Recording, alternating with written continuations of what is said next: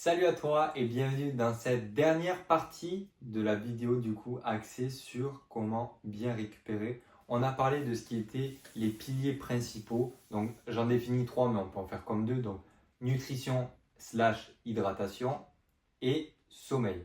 Le troisième point qui va venir compléter tout ça, c'est comment on peut faire des choses à côté pour optimiser sa récupération. Et oui, parce qu'en plus de ces choses qui sont les piliers, on peut mettre en place des petits détails, des petites choses qui vont permettre d'améliorer tout ça.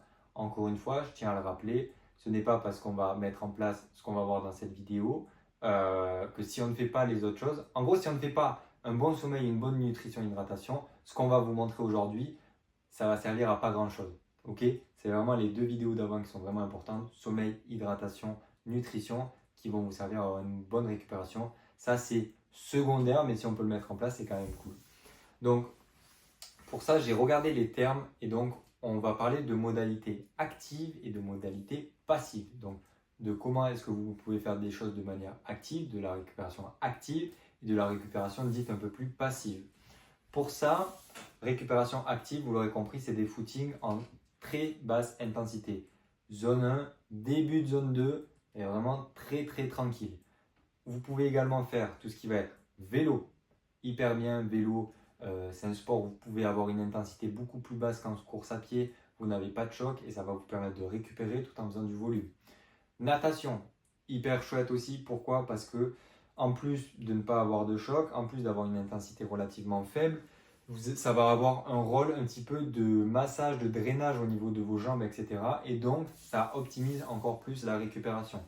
On peut avoir la marche, on peut avoir du yoga, on peut avoir toutes ces choses justement qui vont vous permettre un petit peu d'activer vos muscles, de venir faire circuler le sang et de pouvoir éliminer les déchets qui sont un petit peu stockés dans vos muscles. Donc la récupération active, c'est super important pour pouvoir un petit peu faire tourner la machine, dérouiller un petit peu tout le système et surtout éliminer tout ce qu'on peut avoir un petit peu à l'intérieur. L'autre point, du coup, là, ça va être la partie des modalités passives. Je vais vous parler de bain froid slash cryothérapie. Je voulais vous dire un truc qui est important et qu'on ne dit pas assez. Quand on va faire comme ça des bains froids, etc., en guise de récupération, de suite après un effort, ça vient comme annuler, si vous voulez, les adaptations physiologiques que vous allez mettre en place. C'est un petit peu technique peut-être, mais en gros, si par exemple vous faites un week-end choc et que de suite après vous allez vous foutre dans la rivière, c'est entre guillemets comme si votre week-end choc n'a servi à rien. Parce que les adaptations que mettre en place, que va mettre en place ton corps, toutes ces choses-là, elles vont s'annuler à cause justement du fait de faire bain froid, cryo, ce genre de choses. Donc c'est super de faire des bains froids, cryo et tout après un ultra, parce qu'après un ultra, on s'en fiche d'avoir les adaptations et tout qui se font. C'est un peu la fin de notre objectif, on repartira sur un nouveau cycle pour faire les adaptations à ce moment-là.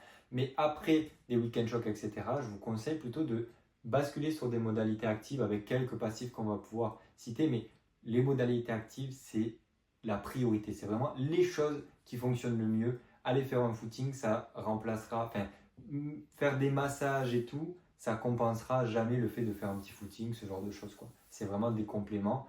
On définit là les choses par ordre de priorité si vous voulez. Donc ensuite, je me suis noté électrostimulation. Ça peut être top pour un petit peu, c'est de l'actif passif parce qu'en gros, vous venez juste faire des contractions, sauf que vous ne sortez pas courir. Donc, ça reprend un petit peu ce qu'on peut avoir en partant faire un footing, du vélo, natation, etc. Sauf qu'on est assis dans notre canapé devant la petite série Netflix avec le Compex là qui fait son taf. Donc, voilà pourquoi je l'ai mis dans passif. Une qui est très importante dans passif, attention, celle-là, elle monte dans le classement, c'est la sieste. Sieste, sommeil, on rejoint là le pilier principal de la vidéo juste avant. La sieste, super important. C'est le truc, plus que tout ce que je vous ai dit là jusqu'à présent. La sieste, c'est vraiment le truc hyper récupérateur qui va vous permettre de bien reconstruire vos cellules, de vous réveiller bien comme il faut et d'avoir votre corps qui est prêt à repartir pour une nouvelle séance, etc. Donc la sieste, vraiment trop sous-côté et hyper important.